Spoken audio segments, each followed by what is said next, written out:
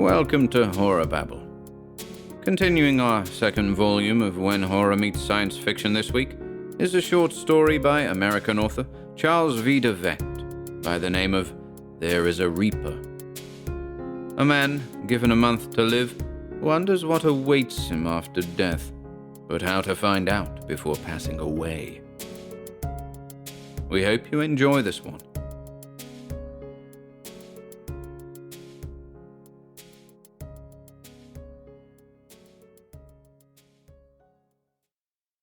There is a Reaper by Charles V. DeVette.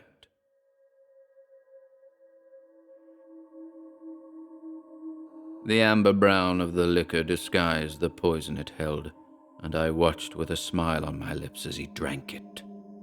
There was no pity in my heart for him. He was a jackal in the jungle of life, and I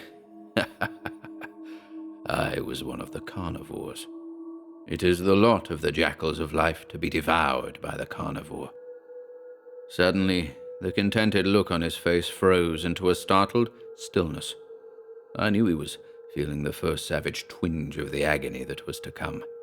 He turned his head and looked at me, and I saw suddenly that he knew what I had done. "You murderer!" he cursed me, and then his body arched in the middle and his voice choked off deep in his throat. For a short minute he sat, tense, his body stiffened by the agony that rode it, unable to move a muscle. I watched the torment in his eyes build up to a crescendo of pain, until the suffering became so great that it filmed his eyes, and I knew that, though he still stared directly at me, he no longer saw me. Then, as suddenly as the spasm had come, the starch went out of his body and his back slid slowly down the chair edge. He landed heavily with his head resting limply against the seat of the chair. His right leg doubled up in a kind of jerk, and before he was still, I knew the time had come. "Where are you?" I asked. This moment had cost me $60,000. 3 weeks ago, the best doctors in the state had given me a month to live, and with $7 million in the bank, I couldn't buy a minute more. I accepted the doctor's decision philosophically, like the gambler that I am. But I had a plan, one which necessity had never forced me to use until now. Several years before, I had read an article about the medicine men of a certain tribe of aborigines living in the jungles at the source of the Amazon River. They had discovered a process in which the juice of a certain bush, known only to them, could be used to poison a man. Anyone subjected to this poison died, but for a few minutes after the life left his body, the medicine men could still converse with him. The subject, though ostensibly and actually dead, answered the medicine men's every question. This was their primitive, though reportedly effective method of catching glimpses of what lay in the world of death. I'd conceived my idea at the time I read the article, but I'd never had the need to use it until the doctors gave me a month to live. Then I spent my $60,000, and 3 weeks later I held in my hands a small bottle of the witch doctor's fluid. The next step was to secure my victim, my collaborator, I preferred to call him. The man I chose was a nobody, a homeless, friendless nonentity picked up off the street. He had once been an educated man, but now he was only a bum, and when he died, he'd never be missed. A perfect man for my experiment. I'm a rich man because I have a system. The system is simple. I never make a move until I know exactly where that move will lead me. My field of operations is the stock market. I spend money unstingingly to secure the information I need before I take each step. I hire the best investigators, bribe employees and persons in position to give me the information I want, and only when I'm as certain as humanly possible that I cannot be wrong do I move. And the system never fails. $7 million in the bank is proof of that. Now, knowing that I could not live, I intended to make the system work for me one last time before I died.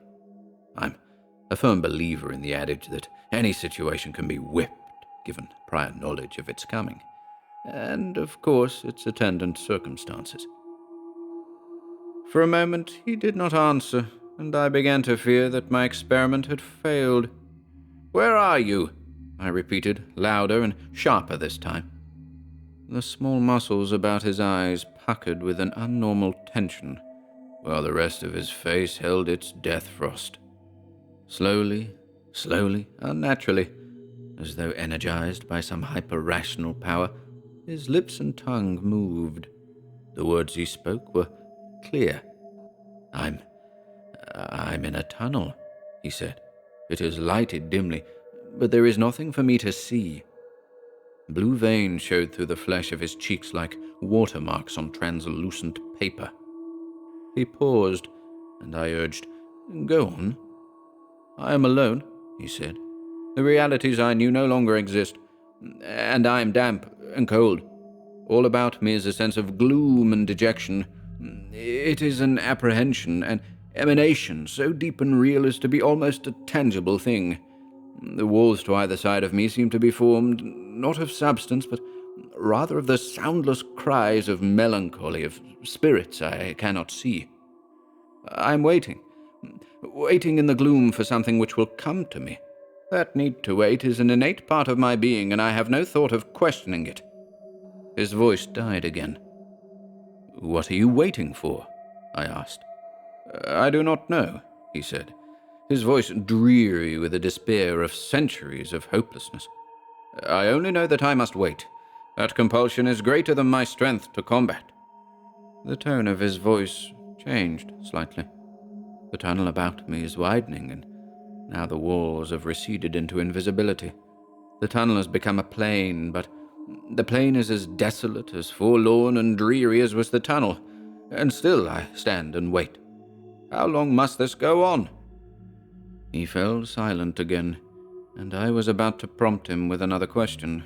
I could not afford to let the time run out in long silences, but abruptly the muscles about his eyes tightened, and a subtly new aspect replaced their hopeless dejection. Now they expressed a black, bottomless terror. For a moment I marveled that so small a portion of a facial anatomy could express such horror. "There is something coming toward me," he said. A beast of brutish foulness.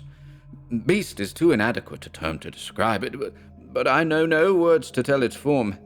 It is an intangible and evasive thing, but very real, and it is coming closer. It has no organs of sight as I know them, but I feel that it can see me, or rather that it is aware of me, with a sense sharper than vision itself. It is very near now. Oh, God, the malevolence, the hate, the potentiality of awful, fearsome destructiveness that is its very essence, and still I cannot move." The expression of terrified anticipation centered in his eyes lessened slightly, and was replaced instantly by its former deep, deep despair. "I am no longer afraid," he said. "Why?" I interjected. "Why?" I was impatient to learn all that I could before the end came. "Because," he paused, "because it holds no threat for me. Somehow, someday, I understand, I know, that it too is seeking that for which I wait." "What is it doing now?" I asked. "It has stopped beside me, and we stand together, gazing across the stark, empty plain. Now a second awful entity, with the same leashed virulence about it, moves up and stands at my other side. We all three wait, myself with a dark fear of this dismal universe, my unnatural companions with patient, malicious menace. Bits of," he faltered, "of, I can name it only, aura, go out from the beast like an acid stream and touch me, and the hate and the venom chill my body like a wave of intense cold. Now there are others of the awful breed behind me. We stand, waiting for that which will come. What it is, I do not know." I could see the pallor of death creeping steadily into the last corners of his lips, and I knew that the end was not far away. Suddenly, a black frustration built up within me. What are you waiting for? I screamed, the tenseness and the importance of this moment forcing me to lose the iron self-control upon which I've always prided myself. I knew that the answer held the secret of what I must know.